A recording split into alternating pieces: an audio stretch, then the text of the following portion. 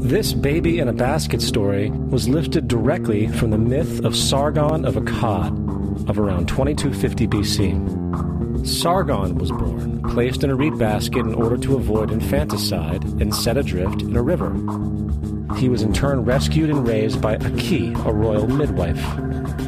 Furthermore, Moses is known as the lawgiver, the giver of the Ten Commandments, the Mosaic Law. However, the idea of a law being passed from God to a prophet up on a mountain is also a very old motif. Moses is just another lawgiver in a long line of lawgivers in mythological history. In India, Manu was the great lawgiver. In Crete, Minos ascended Mount Dicta, where Zeus gave him the sacred laws, while in Egypt there was Meses, who carried stone tablets and upon them the laws of God were written. Manu, Minos, Meses, Moses. And as far as the Ten Commandments, they are taken outright from spell 125 in the Egyptian Book of the Dead. What the Book of the Dead phrased, "I have not stolen," became "Thou shalt not steal." "I have not killed," became "Thou shalt not kill." "I have not told lies," became "Thou shalt not bear false witness," and so forth. In fact, the Egyptian religion is likely the primary foundational basis for the Judeo-Christian theology. Baptism, afterlife, final judgment, virgin birth, death and resurrection, crucifixion, the Ark of the Covenant, circumcision, saviors, Holy Communion, Great Flood, Easter, Christmas, Passover, and many, many more are all attributes of Egyptian ideas long predating Christianity and Judaism.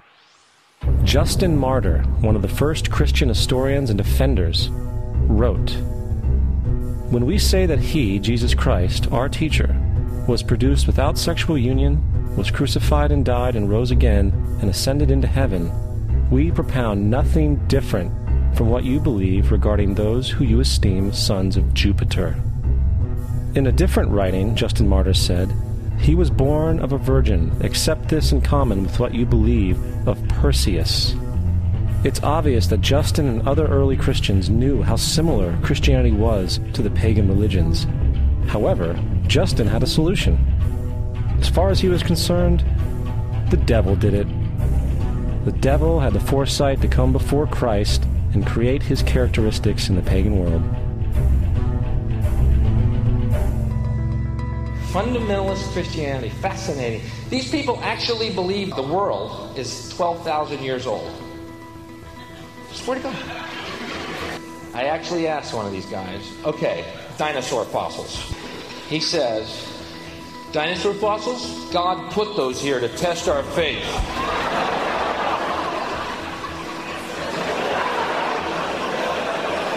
I think God put you here to test my faith, dude.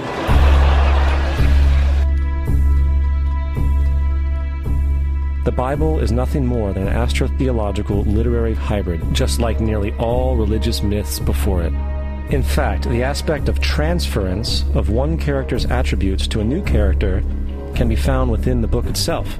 In the Old Testament, there is the story of Joseph. Joseph was a prototype for Jesus. Joseph was born of a miracle birth. Jesus was born of a miracle birth. Joseph was of 12 brothers. Jesus had 12 disciples. Joseph was sold for 20 pieces of silver. Jesus was sold for 30 pieces of silver. Brother Judah suggests the sale of Joseph. Disciple Judas suggests the sale of Jesus. Joseph began his work at the age of 30. Jesus began his work at the age of 30. The parallels go on and on. Furthermore, is there any non-biblical historical evidence of any person living with the name Jesus, the son of Mary, who traveled about with 12 followers, healing people and the like? There are numerous historians who lived in and around the Mediterranean, either during or soon after the assumed life of Jesus. How many of these historians document this figure? Not one.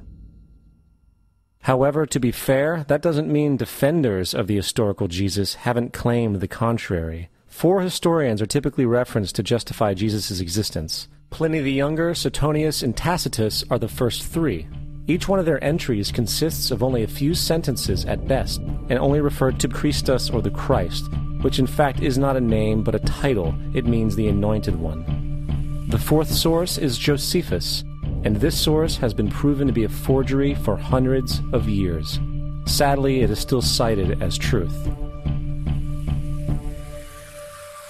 You would think that a guy who rose from the dead and ascended into heaven for all eyes to see and performed the wealth of miracles acclaimed to him would have made it into the historical record. It didn't, because once the evidence is weighed, there are very high odds that the figure known as Jesus did not even exist.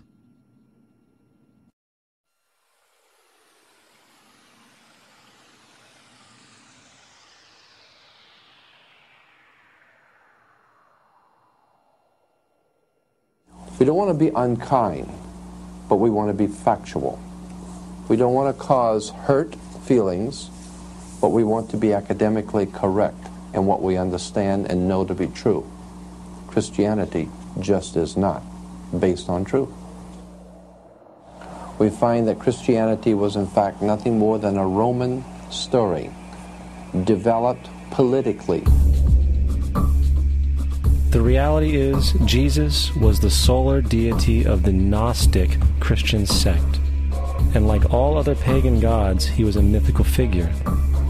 It was the political establishment that sought to historize the Jesus figure for social control. By 325 AD in Rome, Emperor Constantine convened the Council of Nicaea. It was during this meeting that the politically motivated Christian doctrines were established, and thus began a long history of Christian bloodshed and spiritual fraud. And for the next 1600 years, the Vatican maintained a political stranglehold on all of Europe, leading to such joyous periods as the Dark Ages, along with enlightening events such as the Crusades and the Inquisition.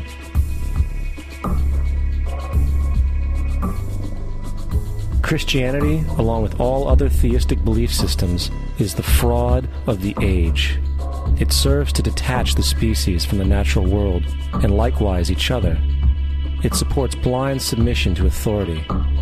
It reduces human responsibility to the effect that God controls everything, and in turn awful crimes can be justified in the name of a divine pursuit.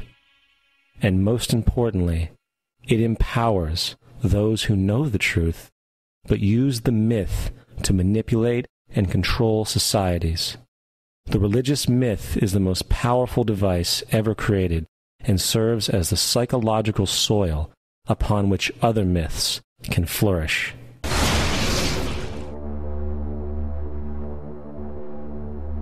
A myth is an idea that, while widely believed, is false. In a deeper sense, in the religious sense, a myth serves as an orienting and mobilizing story for a people. The focus is not on the story's relation to reality, but on its function. A story cannot function unless it is believed to be true in the community or the nation. It is not a matter of debate. If some people have the bad taste to raise the question of the truth of the sacred story, the keepers of the faith do not enter into debate with them. They ignore them or denounce them as blasphemers. It is wrong, blasphemous, and sinful for you to suggest, imply, or help other people come to the conclusion that the U.S. government killed 3,000 of its own citizens.